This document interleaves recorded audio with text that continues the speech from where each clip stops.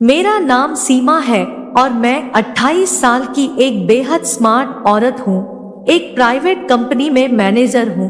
पति भी एक मल्टीनेशनल कंपनी में बड़ी पोस्ट पर है, पर उनकी टूरिंग जॉब है, इसलिए अक्सर घर से बाहर ही रहते हैं।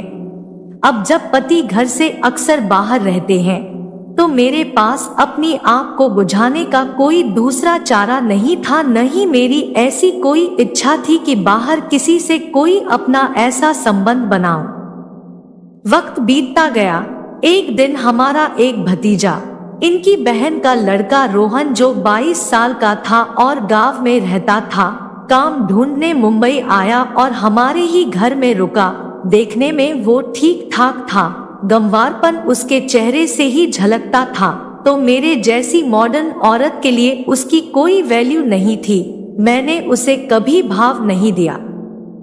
हाँ, वो मुझे जिस नजर से देखता था उसका मुझे पूरा ख्याल था। मैंने नोटिस किया था कि वो अक्सर मेरे कपड़ों के अंदर तक देखने की कोशिश करता था, मगर मैं फिर भी उसके देखने को इग्नोर करती थी। अक्सर मैं उससे अपने घर के काम वगैरह करवाती रहती थी। ऐसे ही एक दिन मेरे पति अपने काम की वजह से 4 से 5 दिन के लिए बाहर टूर पे गए थे।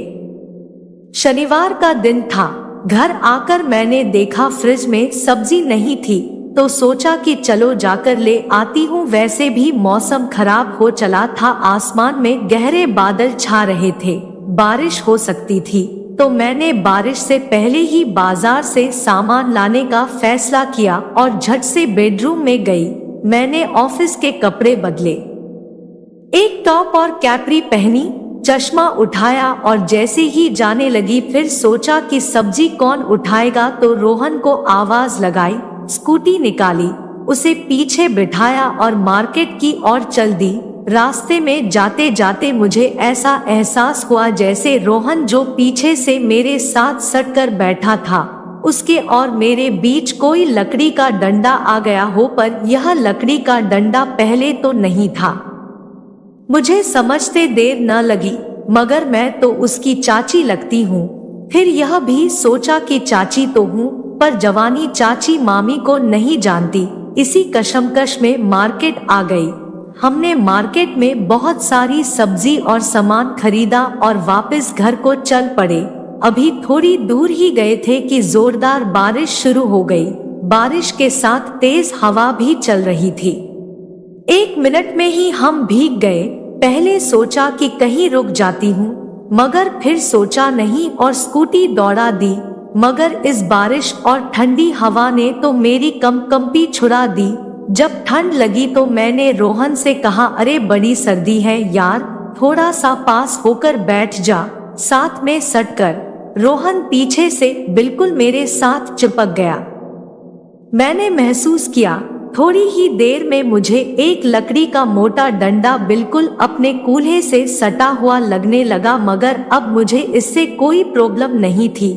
मेरे दिल एक शैतानी खुराफात ने जन्म ले लिया था। मैंने सोच लिया कि आज रात मैं इस गंवार से अपनी प्यास बुझाऊंगी। मैं नाइटी लेकर बाथरूम में चली गई, मगर बाथरूम का दरवाजा मैंने जानबूझकर पूरा का पूरा खुला छोड़ दिया। मैंने बहाने से चोर नजर से देखा। रोहन तो आंखें फाड़ फाड़ कर मुझे घूर रहा था। शायद उसे यह उम्मीद ही नहीं थी कि मैं कभी उसे इस रूप में भी दिखूंगी। मैं जानबूझकर बाथरूम में तौलिए से अपना बदन पोंछ रही थी। तभी अचानक रोहन पीछे से आया और आकर उसने मुझे पीछे से अपनी बाहों में जकड़ लिया। मैं एकदम से बोली, रोहन यह क्या कर रहे हो? अपना मुंह मेरे कान के पास लाकर बोला, चाची मैं आपको बहुत प्यार करता हूँ, मैं आपके बिना नहीं जी सकता, आई लव यू कहकर उसने मेरे गाल पर चूम लिया। मैं अपने आप को उसकी पकड़ से छुड़वाने की कोशिश तो कर रही थी, मगर यह कोशिश सिर्फ दिखावा भर था, क्योंकि मुझे इस सब में मजा आ रहा था। मैंने अपने दोनों हाथ से वॉश बेसिन पर टिका कर सहारा ले रखा था। जब मैंने विरोध करना बंद कर दिया तो रोहन ने मुझे अपनी तरफ घुमाया और मेरे चेहरे को अपने हाथों में पकड़ लिया।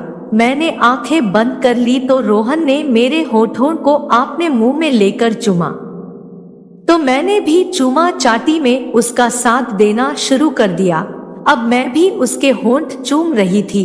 एक तरह से मैंने खुद को रोहन के हवाले कर दिया था। रोहन ने मुझे अपनी बाहों में उठा लिया और दूसरे बेडरूम में ले गया। बड़े प्यार से उसने मुझे बेड पे लिटाया और दरवाजे को लॉक कर दिया। करीब 20 मिनट तक हमारे बीच खूब खलबली मची रही। उत्तर पुथल का खेल चलता रहा। हम परम सुख के आनंद में खो गए। मैं उसके साथ चिपक कर लेट गई। न जाने कब नींद आ गई। आशा करती हूँ आपको मेरी यह कहानी पसंद आई होगी, तो हमें कमेंट करके बताइएगा।